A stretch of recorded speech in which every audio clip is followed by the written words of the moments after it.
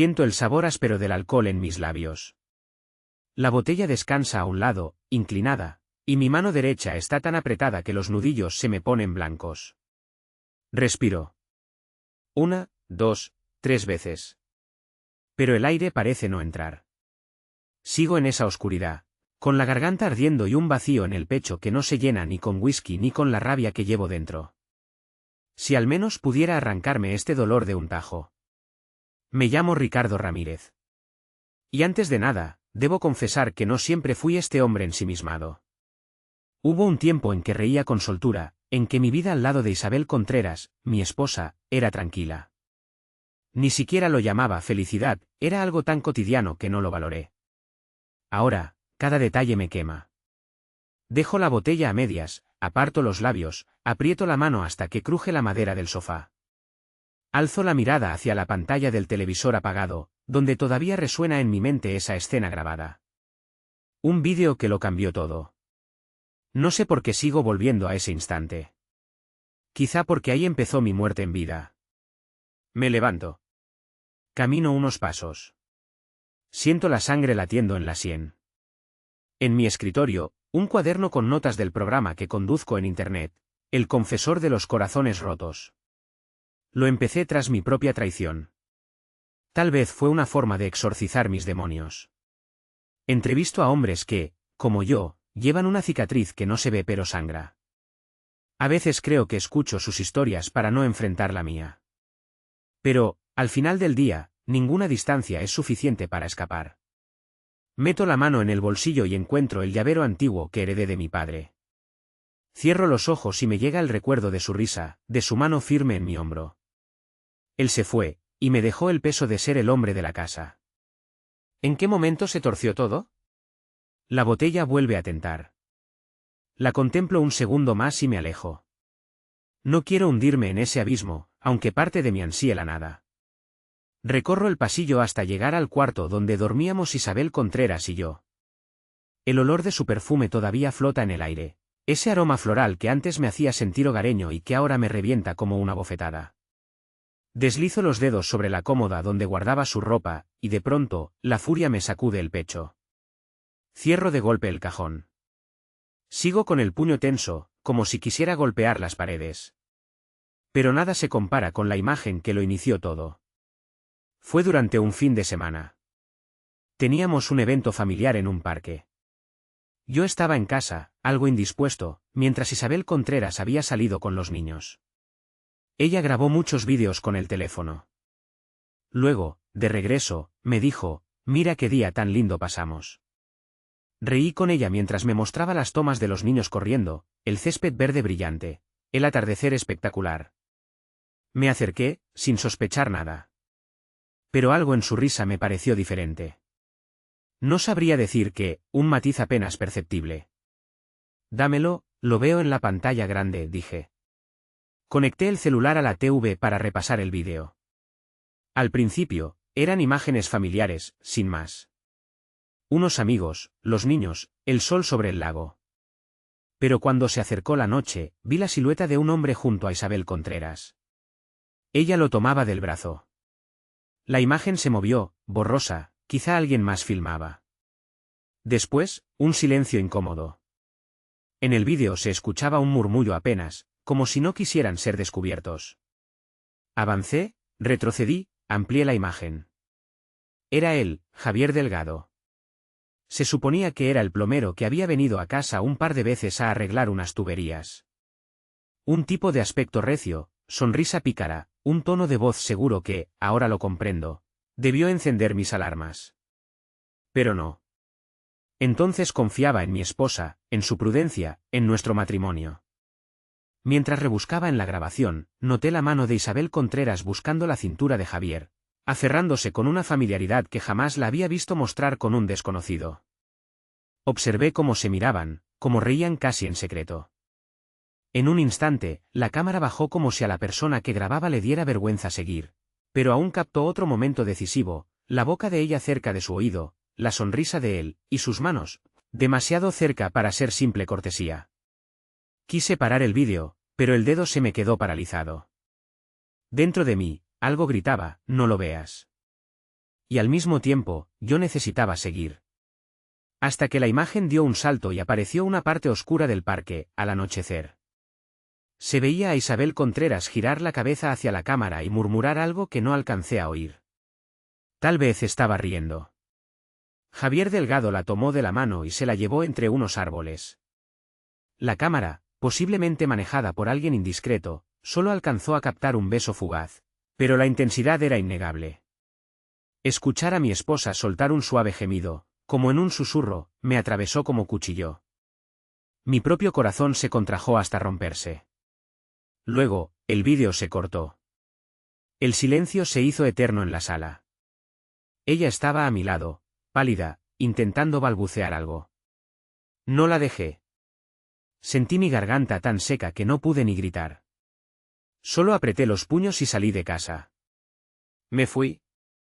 Huí de la evidencia y de mi propia ceguera. El sabor del alcohol vuelve, rugiendo en mi memoria. Ese fue el primer golpe. Pero la puñalada definitiva llegó poco después, el test de paternidad. Un formalismo que jamás pensé que tendríamos que afrontar. ¿Por qué lo hicimos? Porque en ese lapso, antes del descubrimiento, Isabel Contreras estaba embarazada. Y yo, iluso, creía que era mío. Hasta que el bebé nació y empecé a notar ciertos rasgos. Isabel no quiso admitir nada al principio. Decía que mis sospechas eran puro veneno. Pero ahí estaba la prueba de laboratorio, no era mi hijo. Leer ese resultado me dejó sin habla. Seguí en silencio, con la mente en blanco, mirándola a los ojos. Ella se deshizo en explicaciones absurdas, intentando excusar lo inexcusable. No sé ni qué palabras usó. Solo recuerdo haberla visto como a una extraña. De pronto, cada instante compartido durante años se volvió falso, como si todo hubiera sido una mala broma. No la eché de casa de inmediato. Ni grité, ni golpeé paredes. Me quedé ahí, estático, con las manos temblando. Y cuando me dijo, perdóname, por favor, sentí náuseas. Trataba de abrazarme, de llorar. Pero yo, en mi cabeza, solo giraba la imagen de su cuerpo en brazos de Javier Delgado, de ese hijo que no me pertenecía, y de la risa que compartieron cuando pensaron que yo jamás lo sabría. Al final, fue ella quien se marchó. Dijo que necesitaba tiempo para poner en orden su corazón.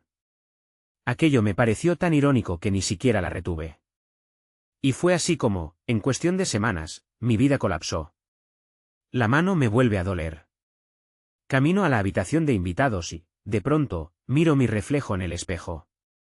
Los ojos hundidos, la barba rala sin cuidar, la camisa arrugada. Me pregunto si este soy yo, un pobre diablo abandonado, humillado, que ni siquiera supo defender su honor. Aprieto de nuevo el puño. Siento un latigazo de adrenalina. Pienso en Isabel Contreras. En su forma de arquear las cejas cuando se sentía en casa, segura. Ahora no está, y la casa parece enorme, muda. Y a la vez, cada rincón me susurra sus mentiras. Respiro hondo. Empieza a girar en mi cabeza la idea de venganza. No sé cuándo nació exactamente, si fue esa misma noche o días después, pero sí recuerdo la ira creciendo como un veneno dulce que me empujaba a actuar. Supe que Javier Delgado tenía una pequeña empresa de reparaciones. Alguna vez lo oí jactarse con sus amigos de que quería expandirse, ganar más. Y me vino un deseo incontrolable de verlo hundirse, de que sintiera en carne propia el quiebre, la humillación. No me enorgullezco de ello, pero en ese instante mi furia era más fuerte que mi moral. Hice algo que no suelo hacer, contacté a viejos conocidos, gente con conexiones no muy limpias. Les pregunté sobre las licencias, las inspecciones, la contabilidad de la empresa de Javier Delgado. Pagué favores. No me importó ensuciarme las manos con tal de verlo caer. Quería verlo arrinconado, perder lo que más amaba. ¿No era eso lo que había hecho conmigo? Empecé a recabar datos. Descubrí que guardaba materiales inflamables en el sótano de su oficina, sin las medidas de seguridad adecuadas.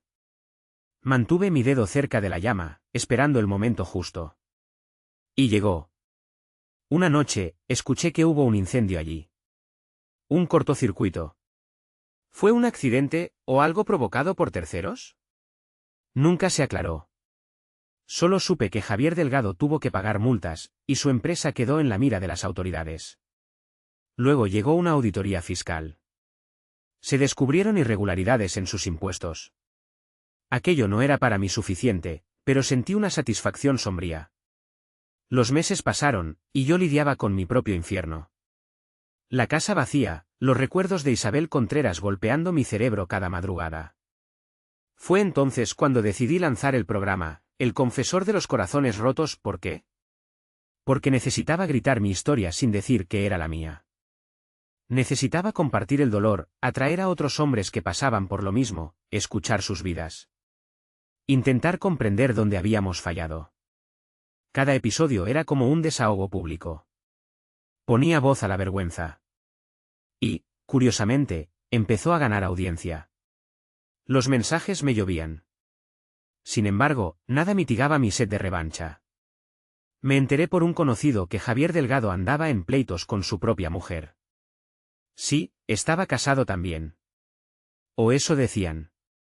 La cuestión es que, medio año después, esa mujer le pidió el divorcio, alegando infidelidad y problemas de dinero.